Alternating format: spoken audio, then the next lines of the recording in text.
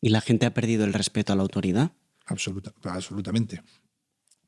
Sobre todo los malos, a todo tipo de autoridad. El profesor ya no tiene la autoridad que tenía, el médico ya no tiene la autoridad que tenía y, por consiguiente, el policía ya no tiene la autoridad que tenía. 9 de cada 10 peleas, según cuentan los caimanes, los viejos policías, 9 de cada 10 peleas en los 90 y los 80 se resolvían con presencia policial. Cuando el coche de policía llegaba a la pelea se separaban, salían corriendo cada uno por su sitio. En Madrid hoy de noche, 9 de cada 10 peleas, cuando llegas tienes que llamar a otros 2 coches patrullas porque probablemente no solo se peleen entre ellos, sino que se tiren a por ti. Y aparece otro detrás grabando y gritándote y diciendo si usas mucha fuerza porque usas mucha fuerza, si usas poca fuerza porque no te sabes imponer, pero es una evaluación permanente, no de la actividad delincuencial del malo, que a ese no se le evalúa, sino de la respuesta profesional que da el policía con la información que tenga, que es muy poca, porque no nos dan formación en procesos de violencia, no sé si es que no les interesa, pero es una evaluación permanente de lo que hace el policía. Y si te pegan, ¿qué mierda de policía tenemos? Que no sabe imponerse, pero si tú das 2 gomazos de más para imponer esa autoridad, para que se pare ya por fin la pelea, pues eres un salvaje, eres un torturador y te pueden hacer hasta manifestaciones como hace 2 días en Madrid, ¿no? Bueno, no existe autoridad, la hemos perdido entre todos, no la ha perdido la policía, la hemos perdido en las escuelas, en las universidades, en las asociaciones civiles. Hemos tenido una parte del espectro político que ha vivido mucho tiempo de quitarle la autoridad a la policía, de criticar permanentemente sus actuaciones, de sesgar vídeos y dar solo la parte represiva de esos vídeos, que suelen ser los 2 últimos minutos del vídeo, sin decirte de dónde viene esa intervención, porque les interesaba mucho generar cierto caos. Hay partidos políticos e ideologías políticas que viven muy bien en el caos. No viven tan bien en el orden, pero sí sacan mucha rentabilidad política del caos. La violencia es una estrategia política de primera magnitud. Vivimos en España y tenemos el País Vasco para saberlo. Y a través de la violencia el País Vasco se ha convertido en un territorio casi de uniformidad intelectual, o ideológica, mejor dicho, casi de uniformidad ideológica. Es decir, que ha tenido mucho éxito la violencia. La violencia tiende a hacer a los seres humanos que se adapten como método de supervivencia. Nadie quiere sufrir violencia, nadie. Los nazis, cuando sacaban a una familia de una casa para pegarle un tiro en la tapia de atrás, el de la casa de al lado, el vecino, no protestaba, porque se protestaba probablemente la siguiente familia en salir fuera la suya. En el País Vasco, demasiada gente se adaptó a la violencia como método de supervivencia. Entonces, salir de chiquitos por el casco viejo con el pelo a vacinilla de la Berchale, la melenilla esta Berchale y la areta aquí puesta, y una camiseta de un grupo radical vasco, te permitía pasear con libertad, beber con libertad, ligar con libertad. Pero llevar una camisa a cuadros, ir el domingo a misa y llamarte Miguel Ángel, probablemente podría suponer que te dieran 2 tiros por la espalda. La gente no quiere, con 20 y pocos años, que le den 2 tiros por la espalda, quiere salir de chiquitos.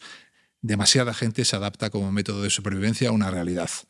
Y la violencia siempre ha sido una estrategia desde la mafia, desde los mafiosi en Sicilia, siempre ha sido una estrategia política de primera magnitud, que algunos sinvergüenzas han sabido aprovechar muy bien.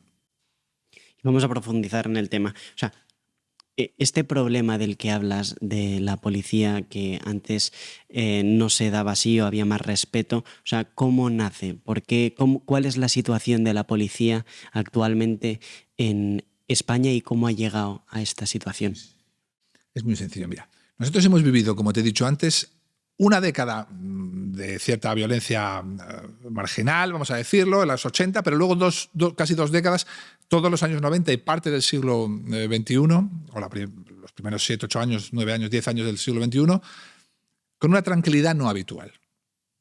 Es decir, hay una serie de generaciones que se han criado en un escenario que no es el habitual y que han creado una conciencia esta de pacifismo. Yo soy muy pacífico, sí, tú podrás ser muy pacífico y tu conciencia también y tus ideales también, pero el mundo es muy violento. Tú has vivido en un mundo no irreal.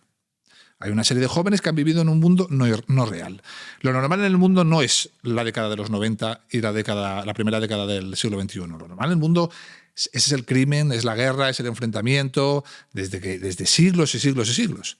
Entonces hemos perdido la perspectiva de los procesos de violencia, no nos hemos educado en ella y eso implica que hemos perdido la cultura de seguridad.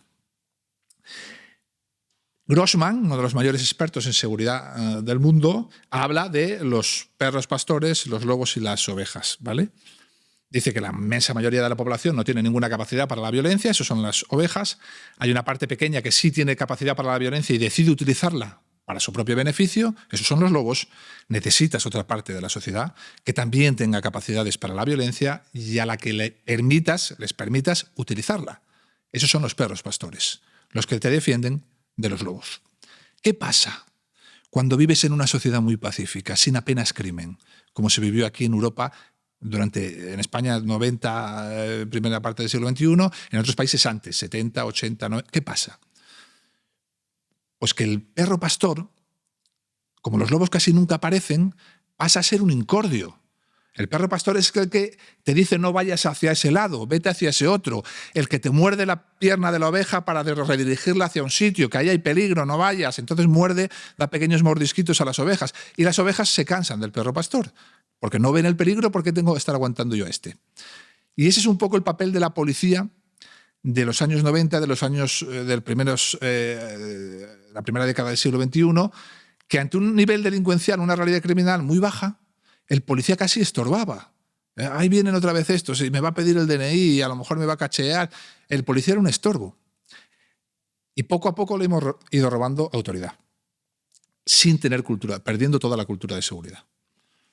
Claro, en muy poco tiempo, porque esto se degrada en muy poco tiempo, Francia se perdió en 15, 20 años, Suecia en 10, 15, en muy poco tiempo, en España está impactando una nueva realidad criminal que en Europa ya conocen en algunos países.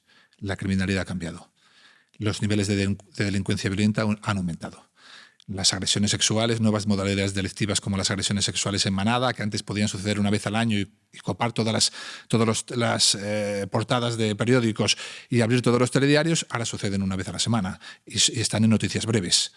La realidad criminal ha cambiado. Y sin embargo, parte de la sociedad sigue tratando a los perros pastores como esos apestados. Sigue criticando más la actuación del perro pastor que la del lobo. Al lobo no lo evalúa, pero al perro pastor lo evalúa permanentemente. Esto poco a poco irá cambiando. ¿Por qué sabemos que va a ir cambiando? Porque conocemos lo que ha pasado en Suecia, conocemos lo que ha pasado en Francia. Como la mentalidad de la población ha ido cambiando hacia pedir cada vez más autoridad para el perro pastor y señalar cada vez más al lobo. ¿Cuándo sucede esto? Cuando uno ya, por elementos cognitivos propios, entiende que está en peligro, él o su familia. Pero es que has dicho que Francia se perdió hace 15 años. En 10, 15 años. El periodo es muy rápido. ¿Qué quieres decir con que se perdió? Que criminalmente el París de Aznavour, la Bohemia, el París al que cantaba Aznavour no existe. Ahora existe un París degradado, donde hay una nueva autoridad, que no es la autoridad tradicional de Occidente en muchos barrios, no son jueces y policías como autoridad tradicional de Occidente, nosotros venimos del derecho romano, sino que se ha impuesto una autoridad nueva en algunos sitios a través de bandas criminales, en otros a través de la Sharia, del islamismo radical, pero que es una nueva autoridad que ha creado en algunos escenarios incluso zonas donde la policía no entra, o para entrar necesita entrar de manera concertada, no como yo, que cuando me llaman a un sitio en Madrid voy respondiendo inmediatamente a un aviso. En Francia, en Suecia hay zonas donde no se puede hacer eso, porque no puede entrar un coche de policía. Tienen que entrar 6 o 7 juntos y con un plan preestablecido.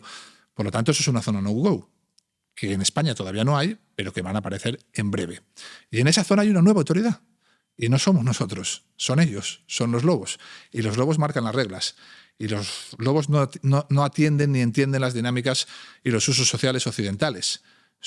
Entienden los suyos. Y en sus usos sociales, muchos de estos lobos vienen de estados fallidos, donde la violencia es un ítem fundamental para dirimir conflictos y escalar en la pirámide social. Cuando aplican o replican sus mundos en nuestros mundos, la utilizan, porque es su forma de imponerse. Se lo hemos permitido nosotros. Se lo hemos permitido nosotros. Primero con sistemas de concentración para intentar integrar, que no han funcionado en ningún sitio del mundo, no van a funcionar tampoco en España. Para integrar hay que disgregar. En procesos de inmigración cuantitativamente relevantes, la concentración es una invitación al suicidio, porque cuando son mayoría en una zona, por mucho que la inmensa mayoría sean pacíficos, aparecerán estos lobos de los que hablamos a intentar imponerse en esa zona donde están los suyos.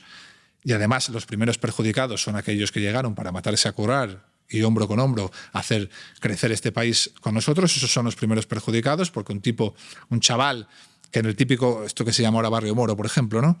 Que en el típico barrio ya había respetado nuestros usos sociales, se había acomodado a ellos, incluso alguno tenía ya una novia española había agradecido de alguna manera que lo hubiéramos acogido, le hubiéramos dado un puesto de trabajo, ¿verdad? Ese chaval ahora de repente ve cómo su barrio cambia en muy pocos años. Un barrio puede cambiar en 3, 4 años. Y la nueva autoridad de la que hablábamos antes, él tiene que cruzársela todos los días. Y un barrio que era tranquilo, de repente comienza a tener que pasar entre grupos de jóvenes que no se parecen en nada a él y que no le amenazan directamente, pero de alguna manera le dicen: ¿tú dónde vas? ¿Por qué te has acoplado a los usos sociales que no son nuestros? ¿Por qué tienes esa novia? Esas solo sirven para lo que sirven. Tú tienes que tener una novia de las nuestras, una mujer de las nuestras. Su mundo cambia muy rápido. Para él, que es el primer perjudicado, y para el resto, para todos. Porque no hemos sabido integrar. No se integra con sistemas de concentración. No hay ninguna, esta que está tan de moda ahora de los menas, que es un tema muy de moda, los menas, ¿verdad? Que los traen y meten a 30 en el mismo edificio, un centro de menas. Vamos a abrir un centro de menas, vamos a gastar... ¿Y con quién se van a integrar? Si traes a 30 jóvenes marroquíes que no sabes de dónde vienen, no sabes lo que hicieron en sus barrios, no sabes por qué les han huido de su país o si los han echado de su país y por qué no los quieren, no tienen referentes familiares, no están en su cultura, ni siquiera dominan nuestro idioma, y tú los juntas a todos en el mismo espacio físico. ¿Para que se integren con quién? Si desayunan juntos, comen juntos, cenan juntos y salen juntos. ¿Para que se integren exactamente con quién? No atienden ni entienden ninguna dinámica social occidental, no la viven. Solo viven sus dinámicas sociales, las que conocen. Y de esos 30, 28 son muy buenos. Muy bien, te lo compro. 28 son muy buenos. Pero hay 2 lobos. Y los lobos tienen una personalidad superior al resto. Mucho más fuerte que el resto. Y además están dispuestos a utilizar la violencia para imponer esa personalidad. Y como te dije antes, lo más normal es que los más débiles acaben adaptándose como método de supervivencia. Entonces, en un centro de 30 personas, donde 28 eran muy buenos, ahora ya no solo a los 6, 7, 8, 10 meses, un año, ya no solo tienes 2 lobos. Ahora probablemente tengas 20, 25 lobos. Y no lo entienden, porque cualquier estrategia que implique disgregación, cualquier estrategia alternativa a lo que ellos plantean, te convierte en un xenófobo, en un racista, en un fascista, en todos los istas malos, te los llaman. No saben contraargumentarte, porque no entienden el problema, no lo han estudiado nunca, pero sí saben deshumanizarte, que es la manera de anularte civilmente. Es decir, si yo discuto contigo un problema y tú no tienes argumentos para contradecirme, ¿cómo puedes ganar una discusión conmigo? De una única manera, deshumanizándome. Si yo soy un fascista, un racista y un xenófobo, ¿qué hay que hablar conmigo? ¿Quién me tiene que escuchar? Nadie. Nadie me tiene que escuchar. ¿Qué hay que escucharle a un fascista? Nada. Absolutamente nada. ¿Qué vamos a aprender de un fascista? Nada, el mal solo. O de un racista, o de un xenófobo. Por eso gastan tanto dinero en señalamientos, en cancelación, en tanto dinero, porque es importantísimo para ellos.